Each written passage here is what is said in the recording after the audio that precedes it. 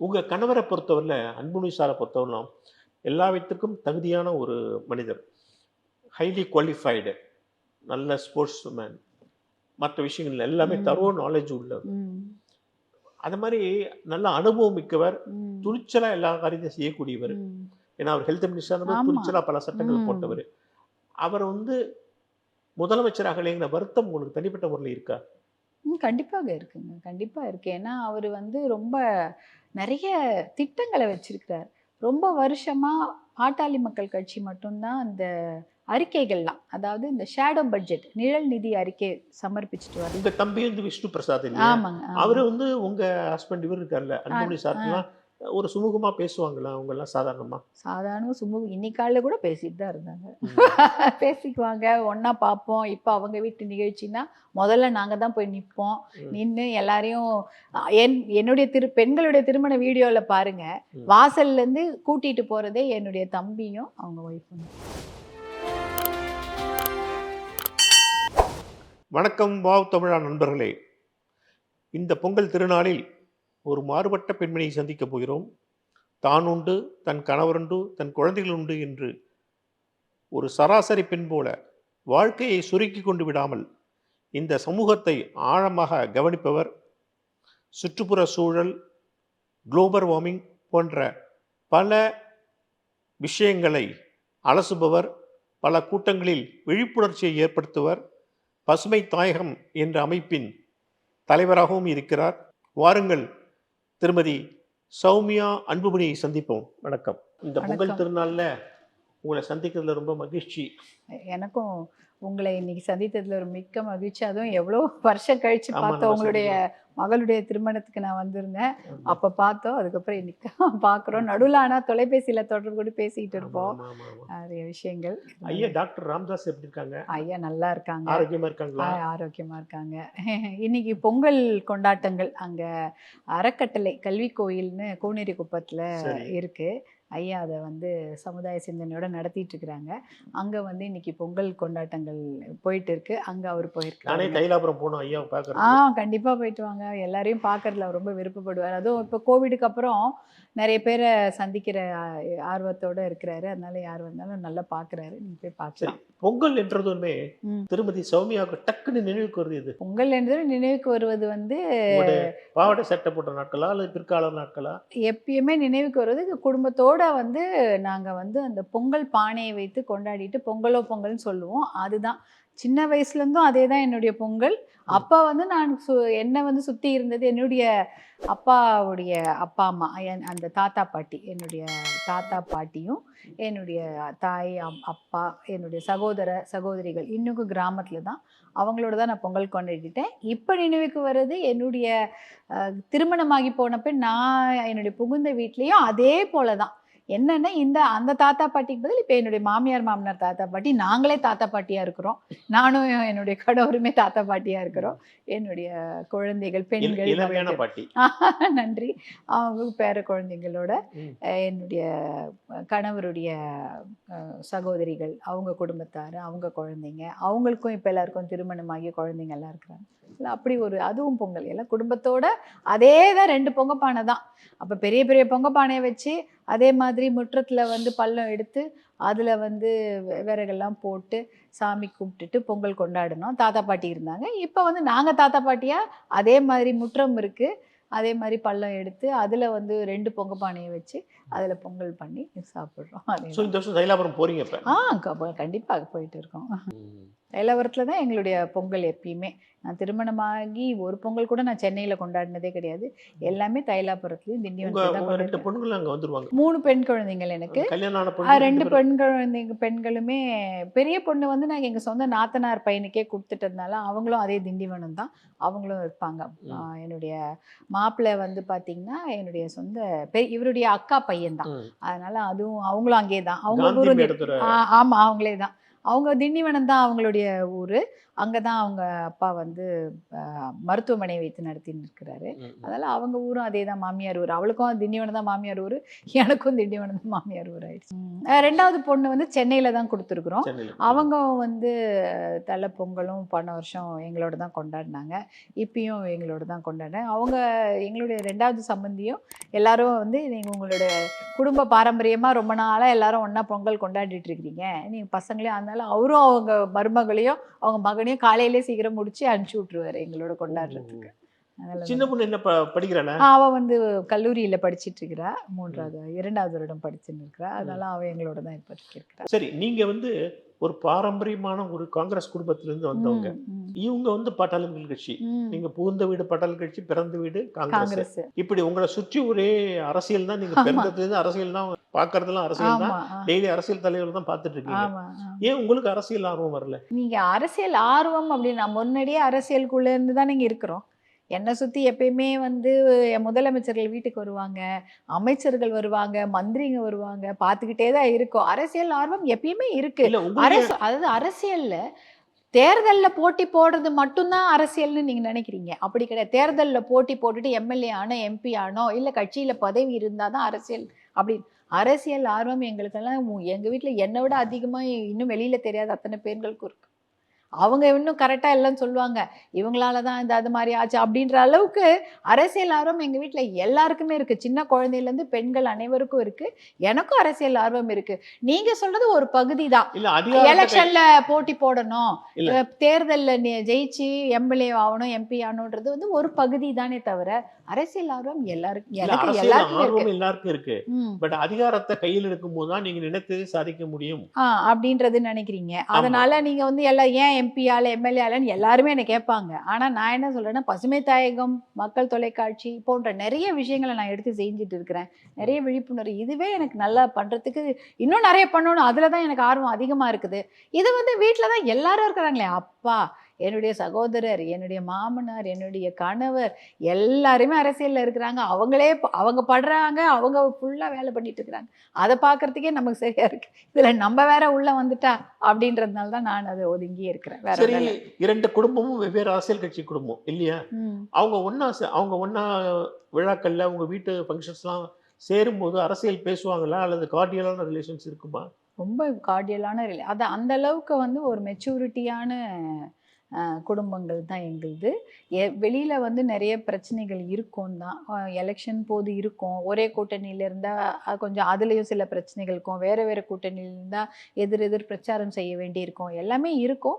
இருந்தாலும் ஒரு குடும்ப விழா அப்படின்னும் பொழுது எல்லாரும் அதையெல்லாம் மறந்துட்டு அதாவது குற்றம் பார்க்கில் சுற்றம் இல்லை அப்படின்ற ஒரு ஒரு ஒரு ஒரு தெளிவோட இருக்கிறதுனால எல்லா குடும்ப நிகழ்ச்சியிலும் எல்லாருமே இருப்பாங்க. உங்க தம்பி வந்து விஷ்ணு பிரசாத், ஆமாங்க, அவரு வந்து உங்க ஹஸ்பண்ட் இவர் இருக்கார்ல அன்புமணி சார்லாம் ஒரு சுமூகமா பேசுவாங்களா? அவங்க எல்லாம் சாதாரணமா சுமூகம் இன்னைக்கால கூட பேசிட்டு தான் இருந்தாங்க.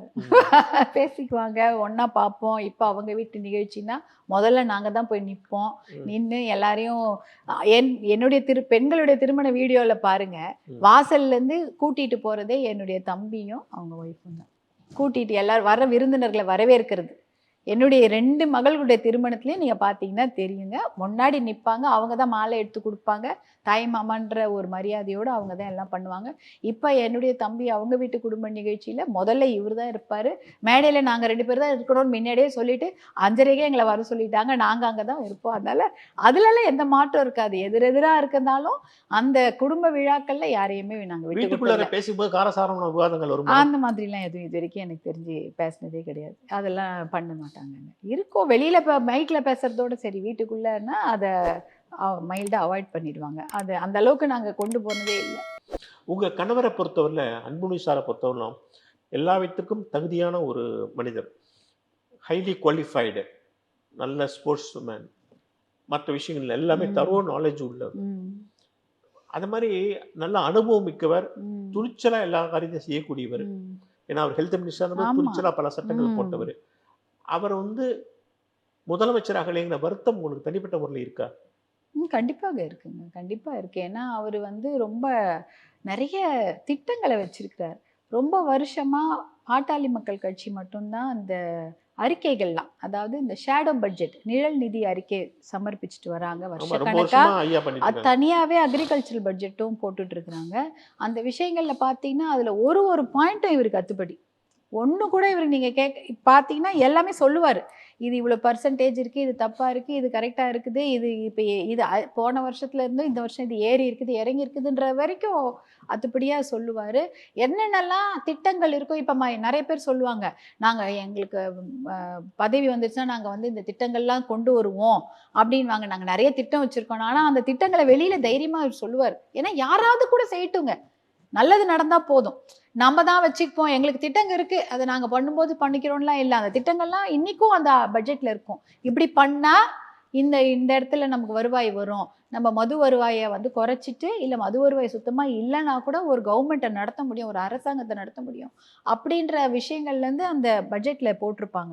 எல்லாமே வந்து தெளிவா அப்படியே போட்டுருவாங்க தைரியமா. ஏன்னா இதெல்லாம் என்னால பண்ண முடியும்னு அவர் தைரியமா சொல்றாரு. ஆனா அவருக்கு வாய்ப்பு வரல அப்படின்னு தான் நான் நினைக்கிறேன். 2016ல மாற்றம், முன்னேற்றம், ம். அன்புமணின்னு ஒரு கோஷத்த முன்னெடுத்தீங்க. ஆமா, ஆமா. அந்த நேரத்துல ரொம்ப நம்புனீங்களா? ம். இல்ல நெறைய விஷயங்கள் நமக்கு இது நல்ல ஒரு நல்ல பாசிட்டிவா இருந்தது. கடைசி நேரத்துல வந்து நெறைய அந்த இதெல்லாம் பண்ணுவாங்க இல்லைங்க. அந்த எக்ஸிட் போல்ன்னுவாங்க, இந்த போல்ன்னுவாங்க. அதெல்லாம் கடைசியில நெறைய மாறும்னு எங்களுக்கு எல்லாமே தெரியும் தான். இருந்தாலும் நம்ம ஒரு நம்பிக்கையோட தான் எல்லாமே நாங்க இறங்கி செய்தோம். அத மறுபடியும் அந்த நம்பிக்கை இருக்கா உங்களுக்கு? நெறைய இப்பவும் இருக்கு. நம்பிக்கை இருக்குங்க. நெறைய நம்பிக்கை தமிழ்நாட்டு மக்கள் மேல நாங்க நம்பிக்கை நெறைய தான் வச்சிருக்கோம். நெறைய நம்பிக்கை. ஆமா, உங்க திருமணத்தின் போது பாட்டாளி மக்கள் கட்சியும், காங்கிரஸும் அலையன்ஸ்ல இருந்ததா? அப்போ வந்து ஒண்ணா இருந்து தான் இருந்தாங்க எல்லாமே ம். அலையன்ஸ்ல. நடுவுல கூட காங்கிரஸ் வந்து டிஎம்கே அலையன்ஸோட இருக்கும்பொழுது நம்மளும் இருக்கிறோம் இல்லையா? அப்போ ஒண்ணா இருந்தது தான். நீங்கள் வந்து கலப்பு திருமணங்களுக்கு எதிரானவரா? காதல் திருமணத்துக்கு எனக்கு காதல் திருமணம்னா என்னுடைய பெண்கள் காதல் திருமணம் பண்ணணுன்றது எனக்கு விருப்பம் கிடையாது. பொதுவா சொல்றேன். இன்றைய நிலைமையில அது வந்து நம்ம சொல்ல முடியாது. என்னுடைய பெண்கள வரைக்கும் தான் நான் சொல்ல முடியும். ஏன்னா, பாட்டாளி மக்கள் கட்சி காதல் திருமணங்களுக்கு எதிரானது அப்படின்னு ஒரு பிம்பம் அதெல்லாம் கட்டமைக்கப்படுது. ஒண்ணும் கிடையாது. எங்க குடும்பத்திலே எத்தனையோ காதல் திருமணங்கள் நடந்திருக்குது. போன வருடம் கூட நடந்தது.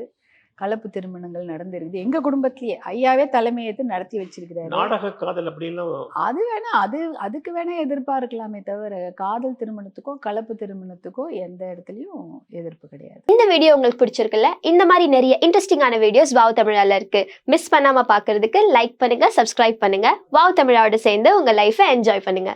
காதல் திருமணம்னு சொல்லி இந்த நாடகம் ஆ நடக்கிறது. அதுதான் எதிர்பார்ப்பாங்க. இது எப்படி காதல் திருமணத்துக்கோ, நல்ல படித்த, நல்ல ஒரு பண்புள்ள ஒரு வ இளைஞரும் விருப்பப்பட்டு கல்யாணம் பண்ணிப்போம். அது எப்படி எதிர்க்க முடியும்? எங்க குடும்பத்தில ஐயா தலைமையிலே காதல் திருமணங்களும் நடந்திருக்கு. கலப்பு திருமணம் வந்து எங்க ஃபேமிலியிலே இருக்குதுன்னு சொல்றேனே. ம். அப்புறம் என்ன? ஏன் அந்த பிம்பம் கட்டமைக்கப்படுது? அது வெளியில இருக்கவங்க தான் கேட்கணும். நாங்க வந்து எவ்வளோ சொல்லி பார்த்துட்டோம். ம். அதுக்கெல்லாம் நாங்க எதிரி இல்லன்னு. அப்படின்னாலும் ஓ ஊடகத்திலயோ, இல்ல மற்ற பிடிக்காதவங்களாலயோ கட்டமைக்கப்படுற ஒரு பிம்பம் தான் அது. இவங்க எல்லாத்துக்கும் எதிரி, டெவலப்மெண்ட்டுக்கு எதிரி, இல்லன்னா வந்து காதல் திருமணத்துக்கு எதிரி, கலப்பு திருமணத்துக்கு எதிரின்ற ஒரு பிம்பத்த தான் எல்லாரும் குடுக்குறாங்க. அத பத்தி தான் அடிக்கடி பேசுறாங்க. நாங்க செய்த நல்லதையோ, எங்க நாங்க செய்த அந்த சாதனைகள பற்றி பேசறதுக்கு யாரும் தயாரா இல்ல. இததான் சொல்லி ஒரு பிம்பத்த கொண்டு வராங்க. இமேஜ் தானே. இப்ப நீங்க வந்து ஒரு ஒரு ஒரு விஷயத்த வந்து இது அழகா இல்ல, அழகா இல்லன்னா அதுதானே அப்படிதானே பதியும். ம், ஒரு ம். விஷயத்த நீங்க காமிக்கிறீங்க. இந்த விஷயம் நல்லாவே இல்ல, நல்லா இல்லன்னு நம்ம ஒரு ஒரு 10 வருஷமா சொல்லிட்டே வந்தா நம்ம மனசுல அது அழகா இல்லன்னு தான் பதியும். அதே மாரி தான் இது. இது இவங்க வந்து சொல்றது இவங்க வந்து எதிரின்னு பதிய வைக்கும்போது, அதுதான் பதிஞ்சு போதே தவிர, நாங்க செய்த நல்லது வந்து வெளியில யாரும் சொல்ல தயாரா இல்ல. நீங்க வந்து அ பெண்கள் முன்னேற்றத்த பத்தி நெறைய பேசுறீங்க. ம். நல்ல விஷயம் அது. ம். ஆனா, பாட்டாளி மக்கள் கட்சியில பார்த்தீங்கன்னா, மற்ற கட்சிகள்ல பிரபலமான பெண் பேச்சாளர்கள், ஒரு பெண் ம். பிரமுகர்கள்லாம் நெறைய ம். பேர் வரிசைப்படுத்தலாம். ம். வரிசையா குஷ்புலேருந்து ஆரம்பிச்சு, ம். ஜோதிமணிலேருந்து ஆரம்பிச்சு, நீங்க வரிசையா காயத்ரி நெறைய பேர் சொல்லலாம். ஆனா, பாட்டாளி மக்கள் கட்சியில அப்படி குறிப்பிடப்படும் அளவுக்கு யாருமே இல்லையே! இல்ல எங்களுடைய பாட்டாளி மக்கள் கட்சியில பார்த்தீங்கன்னா, இப்ப கவிஞர் திலகபாமா எல்லா கவிஞர் திலகபாமா அவங்க தான் வந்து எங்களுடைய பொருளாளர். ஏன் அவங்க கட்சியினுடைய மாநில முன்னிறுத்தப்படல? அவங்க எல்லா டிவி தொலைக்காட்சி பேட்டியில அவங்க தானங்க பேசுறாங்க. அவங்க சிவகாசியில இருக்கிறாங்க. ம், அங்கேருந்து அவங்க வந்து இங்க சென்னையில எல்லா தொலைக்காட்சி பேட்டியிலயும், தொலைக்காட்சி விவாதங்கள்ல கலந்துக்கிறாங்களே! ம். அவங்க பேசுறாங்க. அதுக்கப்புறம் முன்னாடியெல்லாம் வந்து அந்த காலத்தில் வந்து இந்த போராட்டங்கள்லாம் நடத்தும் பொழுது, வன்னியர் சங்க போராட்டம்லாம் நடத்தும்போது சக்தி கமலாம்பாள், நிர்மலா ராசா போன்ற பேச்சாளர்களால் தான் வந்து எல்லா ஊர்லேயும் போயிட்டு அவங்க வந்து இதுக்கெல்லாம் வந்து எத்தனையோ ஊரில் போயிட்டு இப்போ அரெஸ்டெல்லாம் ஆகி போராட்டம்லாம் பண்ணி எத்தனையோ பேர் இருக்கிறாங்க. அந்த பழைய பேச்சாளர்கள் அவங்கெல்லாம். அதில் அந்த சக்தி கமலாம்பல்லாம் என் சட்டமன்ற உறுப்பினராக, காஞ்சிபுரம் சட்டமன்ற உறுப்பினராக ஒரு ஒரு ஒரு டேர்ம் பணியாற்றியவங்க இருக்கிறாங்க. எல்லாருமே இருந்திருக்கிறாங்க. அதெல்லாம் அவ்வளோ அப்போல்லாம் சோஷியல் மீடியா இல்லை, அதனால தெரியல. இப்போ சோஷியல் மீடியா இருக்குது, ஓரளவுக்கு தெரியுது. எல்லாருமே வந்து ஐயா என்ன சொல்கிறாங்கன்னா, வளர்ச்சி அரசியலை பேசுங்கன்னு சொல்கிறாங்க. அதனால வளர்ச்சி அரசியல் தான் எல்லாம் பேசுறாங்க. நீங்க எதிர்க்கா டார்கெட் யாரையா திட்டி அரசியல் பேசுனீங்கன்னா அது நிறைய எல்லாருக்கும் பிரபலமாகும். யாரையா திட்டுனா தானே இன்னைக்கு பிரபலமாகுது. யாரையாவது ஒரு மரியாதை குறைவாகவோ இல்லை வந்து தவறா திட்டாலோ அதுதான் வந்து எல்லாருக்கும் ரொம்ப பிடிக்குது. அதை தான் அடிக்கடி எல்லாம் ரொம்ப நல்லா பேசுறாங்க அப்படின்னு நினைக்கிறாங்க. நம்ம வந்து அந்த மாதிரி யாரையும் தரக்குறைவாவோ மரியாதை குறைவோ பேசக்கூடாது. ஒரு டீசெண்டாக ஒரு வளர்ச்சி அரசியல் மட்டும் பேசணுன்றதுனால நம்மளுடைய பேச்சு வந்து அதிகமாக பகிரப்படாமையோ இல்லை அதிகமாக எடுபடாமையோ போயிடலாம்னு நினைக்கிறேன். சாதாரணமாக உங்கள் கணவர் அன்புமணி சார் வந்து குடும்பத்தில் எப்படி உங்களோட மற்ற கணவர்கள் மாதிரி ஷாப்பிங்லாம் அழைச்சிட்டு போவாரா? உங்களுக்கு வேண்டியதெல்லாம் வாங்கி கொடுப்பாரா? மற்ற கணவர்கள் மாதிரின்னு சொல்றத விட அதிகமா பண்ணுவாருன்னு சொல்லலாம். ரொம்ப நல்லா பண்ணுவாரு. நேரம் இருக்கா? நேரமே இல்லைன்னா கூட நேரம் ஒதுக்கி தான் செய்வார். அவர் வந்து எங்களை கவனிக்கலன்னு எங்களால் 1% கூட சொல்லவே முடியாது. அப்படி பார்த்துக்குவாரு. வீட்டில் இருந்தாருன்னா அவர் தான் எனக்கு சாப்பாடு போடுவார். என்னோட தட்டில் அவர் தான் சாதம் எடுத்து போடுவார். நான் இப்போ உட்காந்துருந்தேன்னா எழுந்து போய் எடுத்துன்னு வந்து வைப்பாரு. நீயே எழுந்துக்கிற நான் அப்போ அப்படின்வார். அந்த மாதிரி தான் அவர். அது அவருக்கு வந்து நம்ம எடுத்து போடணும், சாப்பாடு பரிமாறணும், அந்த அந்த அந்த பிம்பமும் கிடையவே கிடையாது. அவரே தான் எல்லாமே பண்ணுவார். குழந்தைங்களுக்கும் அப்படிதான். எழுந்து ஓடி போய் அவரே தான் கொடுப்பாரு. சின்ன குழந்தையிலேருந்து இன்னைக்கு பெரிய பெண்களாக வளர்ந்துட்டாங்க. அவங்களுக்கு வேண்டியது எதுனாலும் அப்பாவை தான் அவங்க கேட்பாங்க. அவங்களுக்கு தெரியும் அப்பா எதையும் தட்ட மாட்டார், வாங்கி கொடுப்பாரு, செய்வார். ஆசையாக எதுனால நல்லதாக இருந்தா. சிலதெல்லாம் வந்து கொடுக்க மாட்டார். ஃபோன் கீன்லாம் வந்து +2 வரைக்கும் எந்த பொண்ணுக்குமே கொடுத்தது கிடையாது. அதுக்கப்புறம் தான் 10th முடிச்சாதான் வாங்கி தருவேன் கேட்டுக்கிட்டே இருப்பாங்க. எல்லாரும் வச்சிருக்காங்க, எங்களுக்கு இல்லைன்னுவாங்க. 10th முடிங்க 12th முடிங்கன்னு சொல்லி எப்படியாவது இழுத்துட்டு வந்துடுவாரு. ஃபோன் எல்லாம் கொடுக்க மாட்டாரு. அந்த மாதிரி தான் அப்படி இருப்பாரே தவிர, ஆனா அவங்களுக்கு எதுனாலும் அவர் தான் பார்த்து கண்டிப்பு காட்டுவார் குழந்தை. இல்லவே இல்லை. படிப்பை பொறுத்த வரைக்கும் எந்த கண்டிப்புமே காட்ட மாட்டார், நானும் காட்ட மாட்டேன். எங்களை பொறுத்த வரைக்கும் மதிப்பெண்களுக்கு நாங்கள் 2 பேருமே முக்கியத்துவம் கொடுத்ததே கிடையாது. ஃபர்ஸ்ட் ரேங்க் வாங்கணும், நான்லாம் ஃபர்ஸ்ட் ரேங்க், அவரும் ஃபர்ஸ்ட் ரேங்க் தான். அவரை பொறுத்த வரைக்கும் எல்லாமே ஃபர்ஸ்ட் ரேங்க். அவர் டிஸ்ட்ரிக்ட் டாப்பர். 10வது 12வது எல்லாத்துலேயுமே அவர் டிஸ்ட்ரிக்ட் டாப்பரு. நான் வந்து எனக்கு தெரிஞ்சு நான் வந்து 10th ரேங்க்லாம் வாங்கினதே கிடையாது. என்னோடதெல்லாம் சிங்கிள் 5th 6th தான் வாங்குவேன். நான் ஃபஸ்ட் ரேங்க் வாங்க மாட்டேன், பட் 5th 6th வாங்குவேன். நான்லாம் அவ்வளோ நல்லா படிப்பேன். கிளம்பும் போது எங்களுக்கு வந்து பரிசு கொடுப்பாங்க. ஏன்னா நல்ல அகாடமிக் ப்ரொஃபிஷியன்சி, ஜென்ரல் ப்ரொஃபிஷியன்சி பரிசு தான் நான் பள்ளிக்கூடத்துலேயும் சரி கல்லூரியில் கூட வாங்கியிருக்கேன். அந்த அளவுக்கு தான் நான் எல்லாம் படிப்பேன். நான் மெடல் எல்லாம் வாங்கிட்டு தான் வருவோம். ஆனால் எங்கள் மகள்களை பொறுத்த வரைக்கும் அந்த ப்ரெஷரே நாங்கள் கொடுக்கல. நாங்கள் எப்படி வாங்கணும், எல்லாமே 90 வாங்கணும், 80 வாங்கணும், ஃபர்ஸ்ட் கிளாஸில் அப்படிலாம் நாங்கள் சொல்லவே இல்லை. அவங்களே நல்லாவே படிப்பாங்க. எந்த மார்க்குக்கு எங்களுக்கு முக்கியத்துவம் நாங்கள் தரமாட்டோம். ஆனால் முயற்சி எடுக்கணும். சும்மா டைமை வேஸ்ட் பண்ணிவிட்டு படிக்கிறேன்னு வேஸ்ட் பண்ணிவிட்டு சுற்றிட்டு கடைசி நாள் உட்காந்து பரீட்சை படித்தாலாம் நாங்கள் ஒத்துக்க மாட்டோம். நல்லா படித்து உங்கள் முயற்சியை போடுங்க. மார்க் வரலைன்னா பரவாயில்லன்னுடுவோம். நிறைய இடத்துல அந்த மாதிரி ஆகும். மார்க்கு வரலைன்னா நாங்கள் கண்டிக்கவே மாட்டோம். மார்க்கை பற்றி எனக்கு பிரச்சனையே இல்லை. அவள் கொண்டு வந்து சொல்லுவோம், அம்மா நல்லா தான் எழுதின, வரல, பரவாயில்ல அடுத்த முறை வாங்கிக்கோ. நாங்கள் வந்து எங்கள் மார்க்கை வச்சு எங்கள் குழந்தைங்களோட வெற்றியை நாங்கள் எடை போட்டதே கிடையாது. மதிப்பெண்களை வைத்து நாங்கள் எங்கள் பசங்க நல்லா படிக்கிறாங்களா படிக்கலன்னு. ஏன்னா நல்லா அவங்களுக்கு பொறுத்த வரைக்கும் அறிவு இருக்கணும், நிறைய விஷயங்கள் அவங்க தெரிஞ்சுக்கணும், ஜென்ரல் நாலேஜ் இருக்கணும். இதெல்லாம் நாங்கள் பார்ப்போம். அதாவது இவர் அதான் சொல்றாரு, நல்லா நல்ல ஸ்டூடெண்ட்டுன்றதை விட நல்ல பொண்ணுன்னு பேர் வாங்கணும், ஸ்கூலில் யாரும் எதுவும் சொல்லிடக்கூடாது. அது பயங்கர திமிர் பிடிச்சது, அவங்க வீட்டு பொண்ணு, அவங்க பேத்தி, இவங்க பொண்ணு, அப்படி இப்படின்னு யாரும் என்கிட்ட வந்து சொல்லிடக்கூடாது. உங்களை பார்த்தா ஒரு டீச்சர் வந்து ரொம்ப நல்ல பசங்க அப்படின்னு அவங்க எங்ககிட்ட சொல்லணும்னுவாங்க. அதே தான் எப்பயுமே எல்லாருமே, எல்லா வாத்தியாருங்களும் எல்லா ஆசிரியைகளும் நாங்கள் போய் பார்க்கணும் சொல்லுவோம், ரொம்ப நல்ல பசங்க, எங்களுக்கு ரொம்ப பிடிக்கும் உங்கள் பசங்களை அப்படின்னு சொல்லுவாங்க. அதுதான் சொல்லுவாங்களே தவிர யாரும் வந்து அவங்க வந்து சரியாக மதிப்பு கொடுக்கல, மரியாதை கொடுக்கல, பசங்களோட சண்டை போட்டாங்க, அந்த மாதிரி ஒரு கெட்ட பேரே அவங்க கெட்ட பேர் மட்டும் வாங்கி கொடுத்துறாதீங்க, நீங்கள் சரியாக படிக்கலனாலும் பரவாயில்லன்னு சொல்லிடுவார். அதே மாதிரி அவரே தான் ஃபர்ஸ்ட் டே கொண்டு ஸ்கூலில் விடுவார். கடைசி நாள் பரீட்சை முடிச்சுட்டு வெளில வரும்போது அவர் தான் கூட்டின்னு போவார். அது வந்து ட்ரெடிஷன். அது எங்களுடைய இது முதல் நாள் நாங்கள் இதோட பசங்க 3 பள்ளிக்கூடம் மாறினாங்க. 3 பள்ளிக்கூடத்துலையுமே முதல் நாள் பள்ளிக்கூடத்தில் கொண்டு விடும்போது இதை தான் சொல்கிறாரு, நல்ல பசங்கன்னு பேர் வாங்குங்க, எனக்கு அதான் போதும், நீங்கள் நல்லா மார்க் வாங்குறீங்களோ எனக்கு அதெல்லாம் அடுத்தது தான் அப்படின்னு சொல்லி தான் விட்டார். அவங்க டெல்லியில் படிக்கும் போதும் முதல் நாள் பள்ளிக்கூடத்துக்கு அவர் தான் கொண்டு வந்து விட்டார்.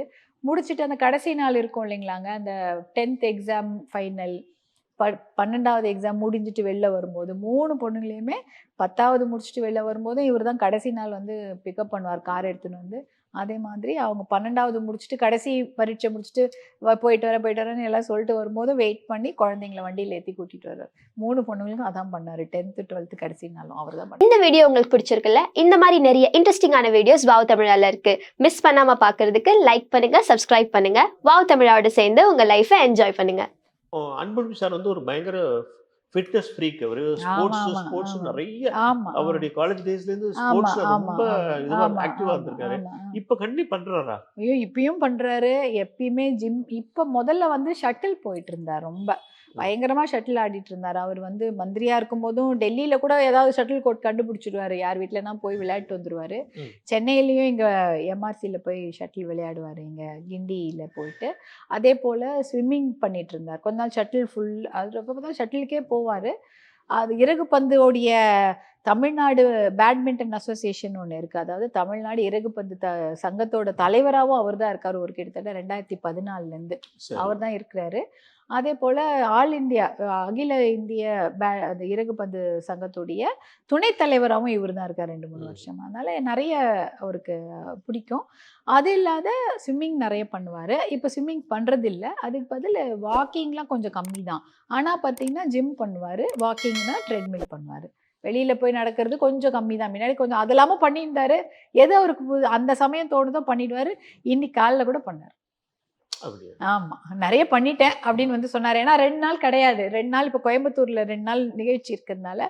ஏன்னா நெய்வேலி போயிருந்தார். நெய்வேலி இப்போ நடைப்பயணம், நெய்வேலியில் வந்து இப்போ பயணம் போயிருந்தார். அந்த நெய்வேலி லிக்னைட் கார்பரேஷன் என்எல்சி எதிர்த்து 25,000 ஏக்கர் நிலங்கள் அவங்க வந்து அதை எடுக்கிறதுக்காக முயற்சி பண்ணிட்டு இருக்கிறாங்க. அதெல்லாம் வந்து விற்கக்கூடாது, அதை வந்து எடுக்கக்கூடாது, அது வந்து வேண்டான்னு சொல்லிட்டு அதுக்காக 2 நாள் விழிப்புணர்வு பிரச்சாரம் போயிருந்தார். அதனால அங்கே 2 நாள் பண்ண முடியல, வந்து 1 நாள் தான் வீட்டில் இருந்தார். அந்த 1 நாள் பண்ணிட்டாரு. இன்னைக்கு கோயம்புத்தூர் கிளம்பிட்டாரு. 2 நாள் பண்ண முடியாது, வந்து பண்ணிக்கிறேன் அப்படின்னு சொல்லிட்டு. ராகுல் காந்தி மாதிரி நீங்களும் அந்த பாத யாத்திரையில் கொஞ்சம் நேரம் போய்கணும்னு நினைச்சேன். இல்லை இல்லை, நாங்கள் வீட்டில் இருந்து அதை பார்ப்பேன். நான் அது லைவ் ஓடுது இல்லைங்களா, அந்த லைவ் எப்படி போகுதுன்னு சொல்லிட்டு நான் இங்கேருந்து கோஆர்டினேட் பண்ணிப்பேன். அப்படியா? ஆனா அவர் ரொம்ப பிஸியா இருக்காருல்ல. இந்த பழாப்பண அரசியல், அவரு டாக்டராகவே இருந்திருக்கலாம், நம்மளோட நிறைய நேரம் ஸ்பெண்ட் பண்ணலாம் அப்படிலாம் நினைப்பீங்களா நீங்க? இல்லை இல்லை, அதெல்லாம் இல்லை. எனக்கு ரொம்ப பிடிக்கும். ஏன்னா இதுதானேங்க ஒரு சமுதாய சிந்தனையோட செய்கிறாரு. அப்போ நான் வளர்ந்ததும் அந்த மாதிரி ஒரு குடும்பங்கள் தான். எங்கள் வீட்டில் எங்கள் தாத்தாலேருந்து நான் பார்த்துட்டு தான் இருக்கேன். எத்தனை பேர் வந்து இன்னைக்கு வந்து அவர் யாராவது வந்து சொல்லுவாங்க, அம்மா அவர் தாம்மா எங்களுக்கு வேலை வாங்கி கொடுத்தாரு. அந்த காலத்துலலாம் ஒரு லெட்டர் எழுதி கொடுத்தா வேலை கொடுத்துருவாங்க, லெட்டர் எழுதி கொடுத்தா ஸ்கூல் அட்மிஷன் கிடச்சிடும், கல்லூரியில் வந்து அட்மிஷன் கொடுப்பாங்க. அது மாதிரி அவங்க தாத்தா தாம்மா எங்களுக்கு வேலை வாங்கி கொடுத்தாருன்னு எத்தனையோ பேர் நான் பார்த்துருக்கேன். அது மாதிரி எங்கள் அப்பா, அவர் எங்கே போனாலும் சொல்லுவாங்க, அப்பா தாம்மா எங்களை வந்து இங்கே சேர்த்து விட்டாங்க, அங்கே சேர்த்து விட்டாங்க, இன்றைக்கி நாங்கள் சென்னையில் நல்லா இருக்கோன்னுவாங்க. அப்புறம் எங்கள் மாமனார் எத்தனையோ ஜெனரேஷனை அவர் வந்து இடஒதுக்கீடு வாங்கி கொடுத்து பெரிய ஆளாக்கியிருக்கிறாரு. அதெல்லாம் பார்க்கும்பொழுது இதில் இருந்தால் தான் ஏதாவது நம்ம வந்து மக்களுக்கு எதாவது சேவை செய்ய முடியும். நான் வீட்டில் ஒருத்தர் இருக்கிறோன்னு வச்சுங்களேன், ஒரு நம்மளை சுற்றி இருக்கிற நம்ம கிட்ட வேலை செய்கிறவங்களுக்கு தான் நம்ம ஒரு உதவியாக இருக்க முடியும். இதுவே ஒரு அரசியலில் இருக்கும்போது தமிழ்நாட்டு மக்கள், ஒட்டுமொத்த மக்களுக்கும் ஏதாவது ஒரு நல்லது செய்ய முடியும். இவர் மந்திரியாக இருக்கிறதோட்டு தான் அந்த 108 ஆம்புலன்ஸ் கொண்டு வந்தார், அந்த புகையிலை தடுப்பு சட்டத்தை கொண்டு வராரு. அதே போல் கிராமப்புற சுகாதார திட்டம் கொண்டு வந்து ஒரு பிஹெச்சிக்கும் தனியாக வந்து சென்டர்லேருந்து வந்து நிதி ஒதுக்கீடு. அவங்க வந்து கையில் ஒரு ஆரம்ப சுகாதார நிலையத்துக்கும் அவங்க கிட்ட காசு இருக்கும். எதனா நாளைக்கு உடஞ்சி போச்சுன்னா ஒரு லெட்டர் எழுதிட்டு தெர்மாமீட்டர் உடஞ்சி போச்சு, பிபி அப்பரேட்டஸ் உடஞ்சி போச்சுன்னு சொல்லிட்டு பிஹெச்சிலேருந்து எங்கே போகும், அது பார்த்தீங்கன்னா அங்கே டிஸ்ட்ரிக்ட் அந்த ஹெல்த் சென்டர் போகும். அங்கேருந்து அது அப்புறமா ஹெட் குவார்ட்டர்ஸ்க்கு வரும், அதுக்கப்புறம் தமிழ்நாடு அரசு மருத்துவமனைக்கு மெட்ராஸ்க்கு வரும். அங்கேருந்து அவங்களுக்கு அந்த ஆர்டர் சாங்ஷன் ஆகி போகிறதுக்குள்ளே தெர்மாமீட்டரே இல்லாமல் ஒரு 2 மாதம் ஓடிட்டு இருக்கோம். அது மாதிரிலாம் கிடையாது. இப்போ அங்கே சென்ட்ரல் கவர்மெண்ட்லாம் டைரெக்டாக பிஹெச்சிக்கு போகுது. ஸ்டேட் கவர்மெண்ட்டும் அதில் பங்கு இருக்குது, அவங்களும் காசு போடுறாங்க. போட்டு அந்த காசு வந்து அங்கே ஒரு குழு, அந்த செவிலியர், அங்கே இருக்கிற அன்னைக்கு அந்த டியூட்டியில் இருக்கிற அந்த அந்த பிஹெச்சியை பார்த்துக்கிற அந்த மருத்துவர், அங்கே இருக்கிற ஒரு ஒரு சூப்பர்வைசர், இவங்கெல்லாம் சேர்ந்து கிராமத்துலேருந்து ஒருத்தர் யாராவது ஒரு ஹெட்மேனோ ஏதோ ஒன்று அவங்கெல்லாம் சேர்ந்து முடிவு பண்ணுவாங்க, நாளைக்கு வாங்கிடலாம், பாத்ரூம் கதவு உடஞ்சி போச்சு, பாத்ரூம் கதவு சரி பண்ணிக்கலாம். உங்களுக்கு அதெல்லாம் தேவையில்லைங்க. அந்த பிஹெச்சி அப்படி இருந்தால் தானேங்க வந்து ஜனங்க வருவாங்க. அப்புறம் வந்து அங்கே வந்து டெலிவரி ஆச்சு ஒரு பொண்ணுக்குன்னா அந்த பொண்ணுக்கு நைட்டி வாங்கி கொடுக்கலாம், கூட இருக்கிறவங்களுக்கு சாப்பாட்டுக்கு கூட அதில் காசு வாங்கி கொடுக்கலாம். அந்த மாதிரி எல்லா விஷயங்களையும் பார்த்து பார்த்து எதனா வேணுமா நீ வந்து வெயிட் பண்ணக்கூடாது. இன்னொரு 10 பேர்கிட்ட போய் அதுக்கப்புறம் உங்களுக்கு சாங்ஷன் ஆகி வரத்துக்குள்ளே பாத்ரூமே இருக்காது, குழா உடஞ்சி போயிட்டு இருக்கும், லைட் இருக்காது. கையில் இருந்ததுன்னா நீங்கள் என்ன பண்ணுவீங்க, உடனே லைட்டை மாட்டுவீங்க, அப்போ ஒரு 2 பேஷண்ட்டை பார்க்கலாம். பிபி ஹெப்பாட்டிஸ் ரிப்பேர் ஆகிடுச்சுன்னா உடனே வாங்கி வச்சுட்டீங்கன்னா தான் அடுத்த பேஷண்ட் வரும்போது பார்க்க முடியும். எல்லாமே அதுக்கான விஷயங்கள்லாம் அந்த கிராமப்புற சுகாதார திட்டத்தை இவர் வந்து நேஷ்னல் ரூரல் ஹெல்த் மிஷன்ட்டு இவர் அங்கே 2005 அவர் எவ்வளோ ரிசர்ச் பண்ணி லான்ச் பண்ண அப்புறம் தான் அது அவ்வளோ பெரிய சக்ஸஸ் ஆகி அதுக்கு அத்தனை விருதுகள் இவருக்கு. எப்படி வந்து எல்லாருக்குமே வந்து அவர் புகையிலை எதிர்ப்பு சட்டம் கொண்டு வந்ததுக்கு தான் நிறைய விருது, 2 விருது கிடைச்சிதுன்னா இதுக்கு 2 விருது கிடைக்குது. ஏன்னா அதன் மூலமாக தான் இவர் நிறைய விஷயங்கள் சாதிக்கிறாரு. அதை வந்து WHO வந்து அதை அங்கீகாரம் செய்து விருது கொடுக்குறாங்க, எல்லாருமே அதை விருது கொடுக்குறாங்க. இது வந்து என்ன சொல்லிட்டாங்க, இந்தியா மாதிரி மிக அதிகமான மக்கள் தொகை இருக்கிற நாடுல இது வந்து சக்ஸஸ் ஆகுதுன்னா, இது வெற்றி அடையுதுன்னா எல்லா நாட்டிலையும் வெற்றி அடையும்னு சொல்லிட்டு இதை ஒரு மாடல் எல்லா நாட்டுக்கும் சொல்கிறாங்க. ஹெல்த் மினிஸ்டர்ஸ்லாம் ஃபாலோ பண்ணுங்க, இந்தியாவில் வந்து இந்த national rural health mission success ஆகுது அப்போனா எல்லா நாட்டிலையும் சக்ஸஸ் ஆகும்னு சொல்லிட்டு அதை வந்து ஒரு WHO வந்து இதுக்கு வந்து ஒரு பாராட்டு பத்திரம் கொடுக்குறாங்க. சரி, உங்களுக்கு பிடித்த அரசியல் தலைவர்கள் நீங்கள் யாரை சொல்லுவீங்க? பாட்டாளி மக்கள் கட்சி தவிர மற்ற அரசியலில் உங்களுக்கு பிடித்த நல்ல தலைவர்கள் அப்படின்னு யாரை சொல்லுவீங்க? பிடித்த அரசியல் தலைவர்னா எனக்கு அப்போல்லாம் வந்து அவர் அர்ஜுன் சிங்ஜி அவர்கள் தான் ரொம்ப பிடிக்கும். ஏன்னா அவர் தான் அந்த சமயம் வந்து இடஒதுக்கீட்டுக்கு வந்து ஒரு முக்கியத்துவம் கொடுத்து. தமிழ்நாட்டில் அப்படின்னா எல்லாருமே தான் பிடிக்கும் எங்களுக்கு. நாங்கள்லாம் எல்லாரையும் நேரடியாக பார்த்து வளர்ந்தவங்க, எல்லாரையும் எங்கள் திருமணத்தில் வந்து நடத்தி வச்சவங்க, எல்லா முதலமைச்சர்களையும் எங்களுக்கு பிடிக்கும். அவ்வளோதான். ஏன் டிப்ளமேட்டிக்காக பதில் சொல்றீங்க? இப்போதைக்கு அப்படியே இருந்துக்கிட்டுமே. சரி, அரசியல் தாண்டி உங்கள் குடும்ப விழாக்களில் அல்லது இரவு நேரங்களில் நீங்கள் வந்து மாற்றுக்கட்சி அவங்க குடும்பத்தை பெண்களோடலாம் பேசுகிற வழக்கம் உண்டா? ரொம்ப இருக்காது. எங்கன்னா வெளியில் பார்த்தா கண்டிப்பாக பேசுவோம், எல்லாரையும் தெரியும். யாருக்கும் ஃபோன் போட்டு தொந்தரவுலாம் பண்ண மாட்டோம். இப்போ நாங்கள் வெளியில் ஏர்போர்ட்ல எல்லாம் பார்ப்பேன், இப்போ நல்லா பேசிப்போம், குழந்தைங்கள பற்றி கேட்போம், அவங்க பசங்களை பற்றி கேட்போம். சமீபத்தில் யார்கிட்ட பேசுங்க அது மாதிரி? இப்போ நான் நிறைய விழாக்கள்ல போய் பார்த்தேன். நம்ம தெலுங்கானா கவர்னர் அவங்கள வந்து 2 நாளுக்கு முன்னாடி ஒரு விழாவில் பார்த்தேன். 2 பேர் அந்த அந்த தமிழிசை அம்மா அவர்களை பார்த்துட்டு அவங்க கிட்ட அவங்க ரொம்ப ஃப்ரெண்டு எனக்கு.